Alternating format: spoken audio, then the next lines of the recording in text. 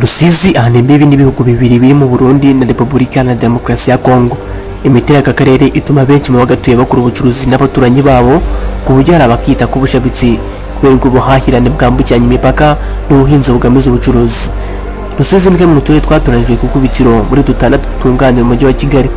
Kare muri turindwi tugize intara y'Iburengerazuba kagizwe n'imirenge 18, utugari 93 n'imidugudu 586. Umujyi wako ni Kamembe, kuva hambere wabazwagamo umurenge wa Kamembe n'igice gito cya Mururu na Gihudwe, mbere yo kwaguka ukanajya mu mirenge ya Giheke na Nyakarenzo. Mu mfuruka z'umujyi hubatswe ibikorwa remezo birimo imihanda ya kaburimbo yoroshya imigenderanire, imihanda iracanirwa ndetse hagenda hatekerezwa n'indi mishinga igamije gufasha abaturage kwiteza imbere. Kuva mu mwaka wa 2022 umujyi wa Kamembe wazamuye byihuse inyubako nyinshi zirimo zisanzwe nyuma yo guhabwa ibyangombwa byo kuvugurura ndetse n'izubatswe nshya zijyanye n'icyerekezo cyawo nk'umujyi ugwa mu mujyi wa Kigali. Tujyane mu bwiza bwa Rusizi, umujyi w'ubushabitsi wakungahaye cyane. Njye mwumva ni Cedric Niyonshuti, Higo Match TV Rwanda. No gutarakana subscribe ubikore iyo tubana mu bintu byacu ko bigenda uko bwije. Bye guys.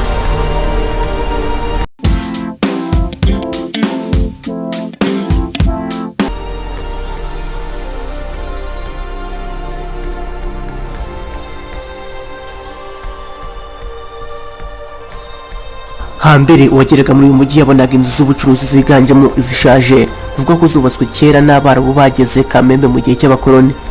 Impinduka ziri Rusizi zikora mu mfuruka zitandukanye z'ubuzima bw'umuturage, aho bagera kuri serivisi zitandukanye nk'iz'ubuvuzi, iz'imari ndetse n'ibindi.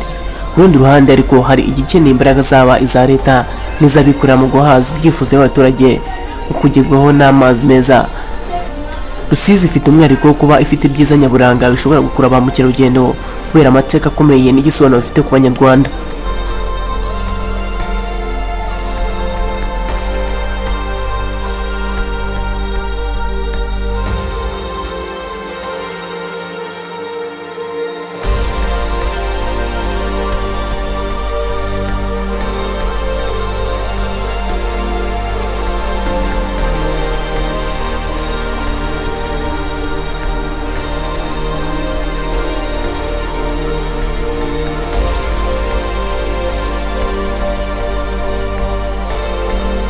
Kano karere karimo umusozi w'ibanga ry'amahoro ucana ibihumbi by'abakristo, aho adeperi yaboneye izuba.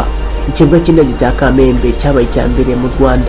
Parike ya Nyungwe n'ishyamba rya Cyamudongo, ikiyaga cya Kivu gifite ubwiza gikesha uburobyi bukiberamo, ndetse n'ibirwa birimo Nkombo, Ishywa na Gihaya bikibarizwamo, ndetse n'amashyuza ari mu kibaya cya Bugarama.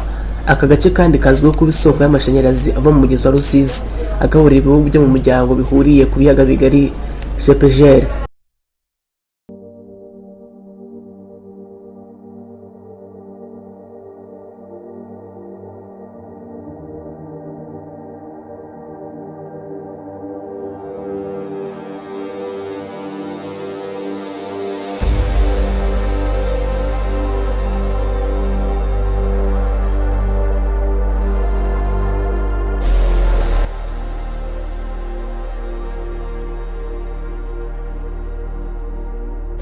Ni akarere kera ibihingwa bitandukanye, ariko kayo umwihariko umuceri mu Bugarama, icyayi cya Shangasha, ikawa, imbuto zinyuranye zirimo imyembe n'amaronji, urutoki, ibigori, ibishyimbo, imyumbati n'ibindi.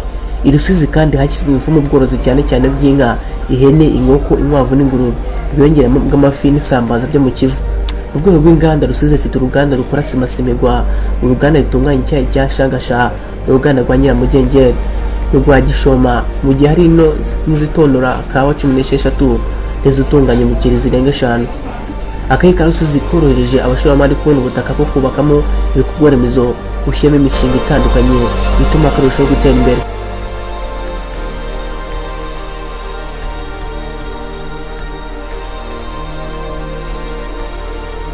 Kuri ubu hari inyubako zinganiramo iz'amahoteli mashya ari kubakwa hafi y'ikiyaga cya Kivu ahazwi nko ku Bagore.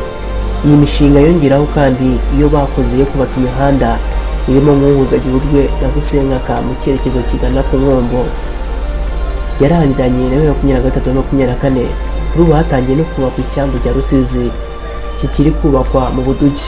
Mu bijyanye na serivisi z'ubukerarugendo, abasura Rusizi bafite amahitamo menshi yaho bashobora gucumbika, aho gufatira amafunguro cyangwa ikawa. Ubu habarurwa amahoteli 28, moteri 8 na resitora zirenga 20.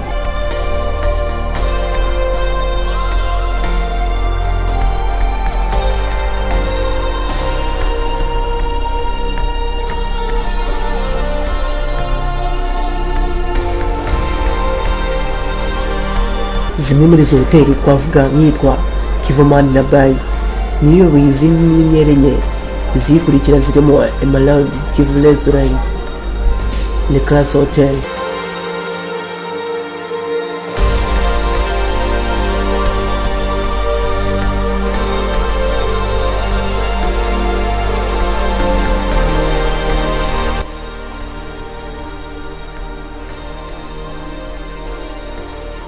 ndetse n'iyitwa Vive Hotel and Apartment ndetse n'izindi. Munyemere dusoreza ahangaha ibyiza by'akarere ka Rusizi. Mwumva no nshuti Cedric, niba utarakana subscribe ubikore kugeza tubana ibintu byacu ko bukeye nuko bwije. Niba hari ikintu ushaka kudusobanuza cyangwa kumva ko ari ahandi hantu twaza gukorera mu cyo tugeze igihugu cy'u Rwanda, twandikire muri comment.